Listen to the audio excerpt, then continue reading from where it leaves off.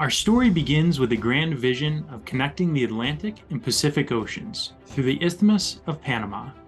Ferdinand de Lesseps, the French diplomat and engineer who had successfully overseen the construction of the Suez Canal, was the protagonist of this tale. He was not merely an engineer, he was a national hero, a man whose very name was synonymous with the triumph of human will over nature's obstacles. De Lesseps, convinced of his invincibility, dismissed the naysayers and embarked on the ambitious project, establishing the Compagnie Universelle of Canal Interocéanique in 1879. But unlike the sandy plains of Suez, Panama proved an unforgiving quagmire of dense jungle, torrential rains, and mountains. Malaria and yellow fever decimated the workforce. De Lesseps, whose experience in Suez had ill-prepared him for the geological challenges of Panama, persisted with a sea-level canal design, which was disastrously unsuited to the Panamanian terrain. Funding for this Herculean project came from the pockets of the French public. Drawn in by national pride and the promise of wealth, shares in the canal company were snapped up by investors great and small, driven by a media campaign that shone with the luster of progress and prestige. However, as the technical difficulties became insurmountable, the financial burden grew heavier. Enter the period of scandal. By the 1880s, it became clear that the project was floundering. The company's expenses were spiraling out of control, and in 1888, the inevitable happened. The company went bankrupt, swallowing the savings of countless French citizens.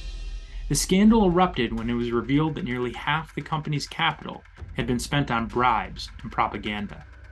Politicians, journalists, and businessmen had been enriched to sing the project's praises or to look the other way. Key figures in this drama of corruption included Charles de Lesseps, son of Ferdinand and the company's manager, who was later convicted for his role in the mismanagement and fraud. Another was Edouard Droumat, a journalist who fiercely attacked the company and his anti-Semitic newspaper, La Libre Parole, fueling conspiracy theories that targeted the Jewish financiers involved in the canal project, such as the banker Jacques de Ronac, who was implicated in the corruption.